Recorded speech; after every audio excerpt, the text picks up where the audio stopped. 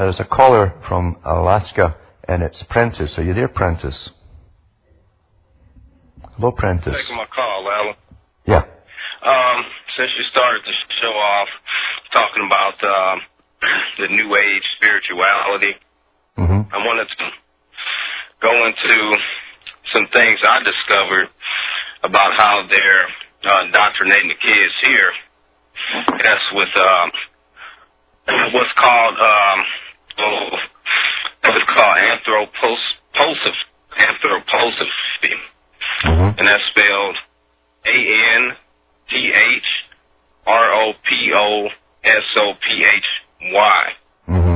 And they're being taught this among Waldorf schools. That's right, yeah. And this is something that I was originally, I originally found this from a Fox News article. It's titled, "Where's Waldorf?"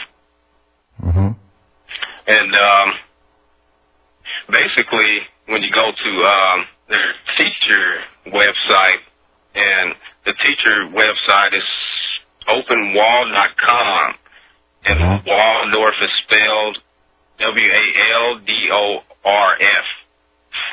And when you go to that teacher site, you have to click on where it says anthropy. And on that page it reads reincarnation and karma. It says every Waldorf teacher reads a Western approach to reincarnation and karma in Waldorf teacher training. Yeah. It is an essential subject for acquiring a Waldorf teaching credential. You may ask yourself how this subject is relevant to your child's education. But remember that Waldorf schools are ran by anthroposophists. It's easy to understand why every Waldorf teacher needs to learn reincarnation and karma. After all, reincarnation and karma are core teachings of Rudolf Steiner's anthroposophy. Waldorf teachers learn how to lead their students through the process of reincarnation. Else what they need to study. We've still got Prentice on the line from Alaska talking about Rudolf Steiner and his schooling system. You still there, Prentice? Yes, I sure am, Alan. Thanks. Continue on this teachers. Now, like I said, this is their teachers. This is their teachers' instruction website here. So this isn't, me reading from some blog or something like that, trying to mischaracterize the schools. Yeah. But continuing on, it says Waldorf teachers learn how to lead their students through the process of reincarnation. Why else would they need to study reincarnation in a teaching program? It says not only Waldorf teachers need to learn how to be a positive influence on your reincarnate child, they need to learn how to avoid injuring your child's journey of reincarnation. Now, this is all paid for by tax dollars right here. Now, what's interesting about this Rudolf Steiner guy is that he was the head of the Theosophical Society in Germany, and he was also one of Madame B's disciples, pretty much.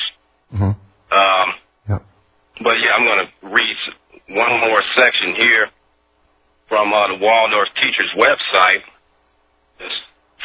Most of that which contributes to our work as teachers, preparation work, artistic work, even meditation, is under the guidance of Lucifer.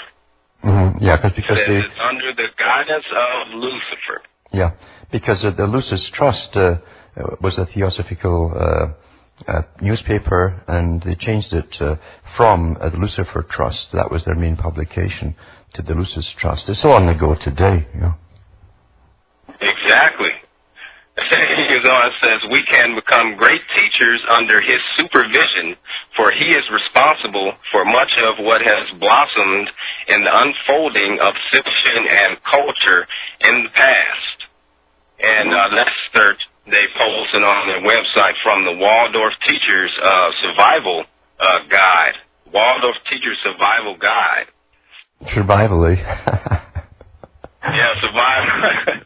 Yeah, is it surviving death or what? Yeah, yeah. Yeah, I know, right?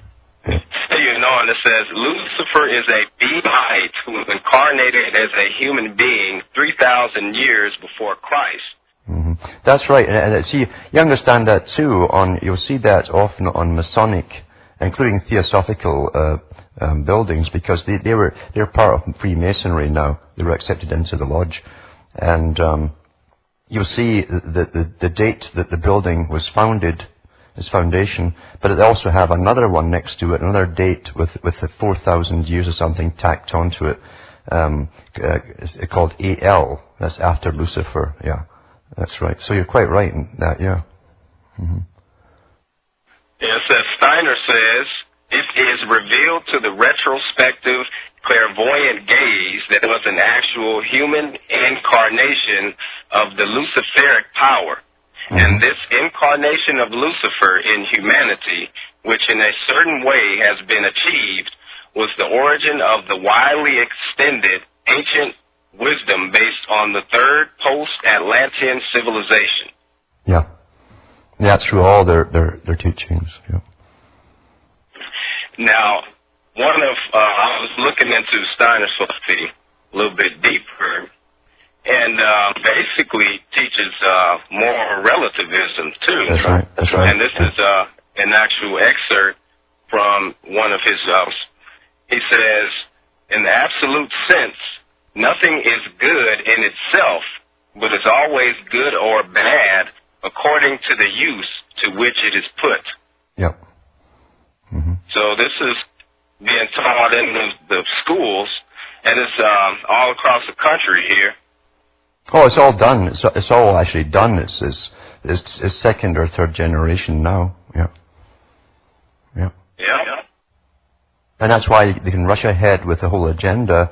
There's no opposition because people are so into, well, I guess anything goes, you know.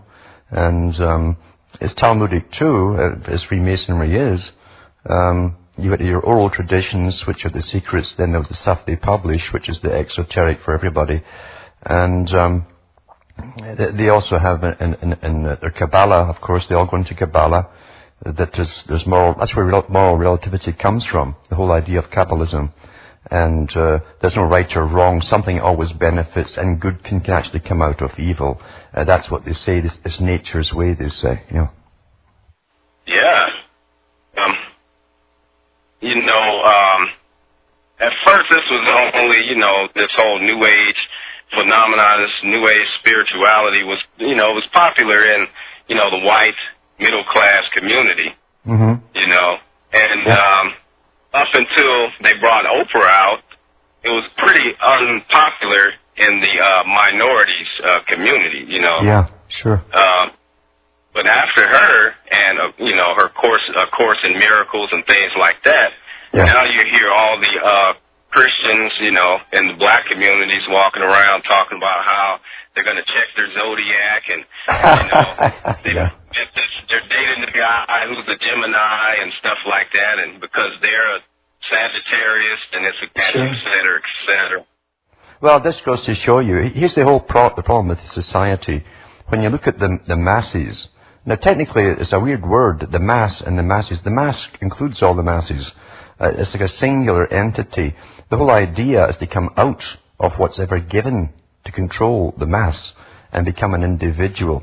Most folk don't. They want to belong to the mass and be popular. Whatever's popular within the mass, they want to belong to it. And the culture creators that give all this stuff out there, and Oprah is definitely one of them, are very good at putting that across to them because it fascinates them. It takes all the burden off them from having to have morals at all and having to decide about morality. It takes all that burden away from you. Anything goes. And, of course, even that song itself was from, 1934, when they started pushing the whole moral relativity idea. And that's why they gave the song out, Anything Goes. Look at the words of that song.